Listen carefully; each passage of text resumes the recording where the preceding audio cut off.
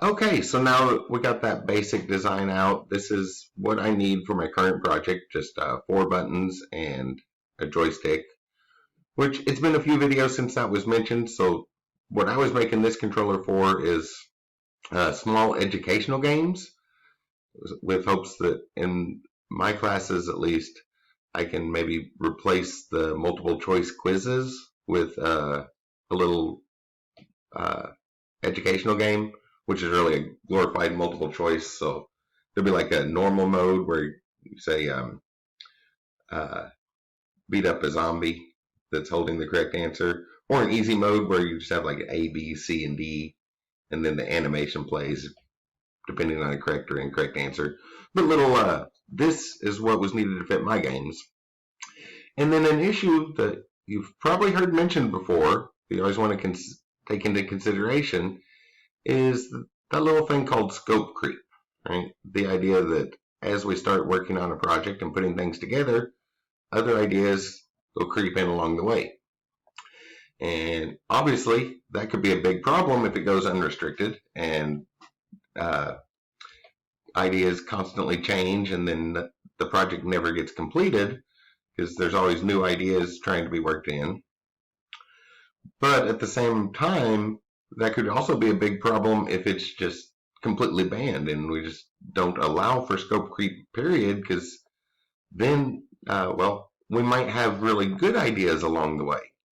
So we don't want to let it run unrestricted, and we don't want to completely ban scope creep because there might be good ideas.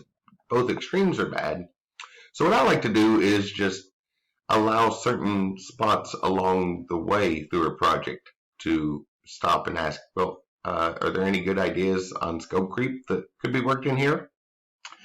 And I think the answer at this point is a definite yes, because, like I said, this is the requirements for my current project, but there's still a lot of room here on this controller where we could work more components in, and adding some more components now could be very useful because, well, there's still a lot of pins available on the microcontroller, which leaving the microcontroller in the final design like this ultimately gives us a reprogrammable controller, something that we can program as needed for any game. Still have lots of room for more controls. And so starting there, I think I'll add a few more controls. And as long as I don't delete these basic ones that I need for the current project, it's still good to go. And then there's other ones so that I don't have to do an expanded version for a later project that would need more controls. So I'm going to add a few things in here. So obviously the first thought that pops to mind, as most people are probably well aware, one joystick isn't really going to cut it in a 3D game. So first thing I thought of was to add a second joystick in. So I made a copy of everything. That way I can still get back to the old stuff and working in a copy. And I had to do some shuffling, but here I've the two joysticks, which it's a bit of a stretch, but it's not far. If I just shuffle my hand around a little, I can put both thumbs on the joysticks at once, fit them in there. It kind of sent and extending it up this way also allowed the microcontroller to be centered, so now the plug will come right in the middle. That might be a bit of an issue because we pay for the square area on a PCB, and it is square area, so like now we're paying for this much, so from this tall and this wide. And that's what that extra little fee was, the engineering fee for having a not square shape. Because when they make that in the factory, if they're square shapes, they can do a whole lot of things. But with this, like this odd little triangle, they might not be able to do anything with it, so that's wasted material. So that little extending that top up, all I did was grab the middle handle and drag it up, and then that fit nicely. So from here to here is still the same dimension it was. And I don't think it'll add much to the price. We'll see that in a little while. And well, if I have a better controller, maybe just order 20 instead of 10, 20 PCBs instead of 10, and that would make up for that extra little triangle of used area there.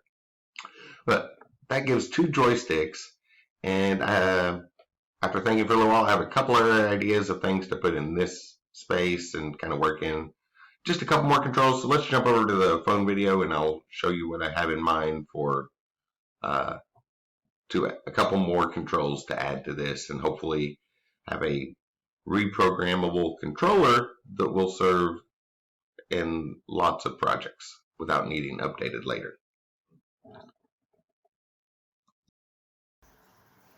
Okay, so hopefully without the scope creep getting out of hand, I can add a couple more controls. So this is what I need.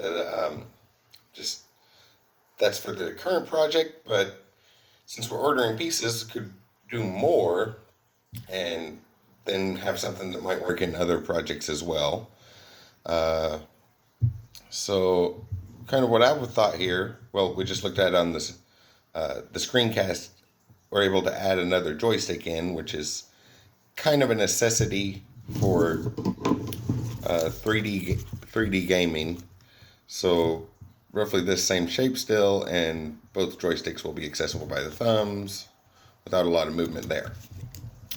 Then I was trying to think of some other controls. There might be some room for buttons, but what I ended up deciding is I'm going to add these three in here. A slider, a knob, just in case that's useful, and a switch. And don't really have anything in mind for these to do just yet, but I'm sure I could come up with something. So the slider, I was thinking, can fit right underneath here.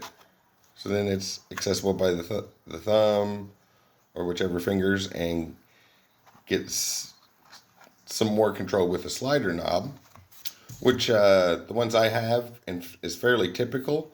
We actually get two outputs from the slider. That's because the most common use of these is in audio things, and that way we can bus our audio signals to different places. But I'll stick that underneath, and if we come out of here with an L shape, we'll be able to connect those in right in here. The other thought, along with the slider, is some sort of knob, which can kind of hang over the edge here. That way, you can go from moving the joystick to quickly turning the knob if needed for something. Not any ideas yet. I was just thinking of other things that might be useful in a controller.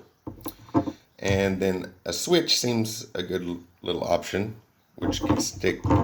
So put a switch in right behind the knob, and that way it can be quickly flipped, which on the PCB will just be holes through it. I might have to see what it's like once the piece actually arrives, because I haven't decided whether it'd be better to have the switch on the top or the bottom, but it could go in the same holes either way. I was thinking if it's on the bottom, then I might be able to flip it with my oriented that way. I could reach up and flip it with my index finger, so probably the bottom, but the holes would go in the same place whether it's going to be top or bottom, and that might be something better to actually let go of the controls and flip the switch. I have to figure out a good way to use that, but I think I'll go ahead and add those in, and with a couple more controls, then there's so much more we can do. Like with a switch, the first thing that springs to my mind is automatically double the number of buttons. If our switch is this way, each button, we have A, B, C, and D, flip the switch down and then call the buttons G, E, F, G, H. So automatically get 8 buttons. Or we could do a similar thing with a slider. Divide this up into like 3 sections. So if it's in this range, we have the A, B, C, D buttons. If it's over here near the middle, the E, F, G, H buttons. And if it's over to the right side, what's next? I, J, K, L buttons. And get 12 buttons without really changing much there.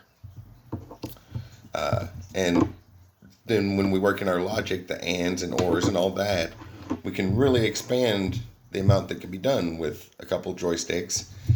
And the knobs and sliders are potentiometers, variable resistors, so we can just tell how far they're moving. So coding them up will be the same as the joystick. So I think I'm going to go ahead and set those to just do a 0 to 100%.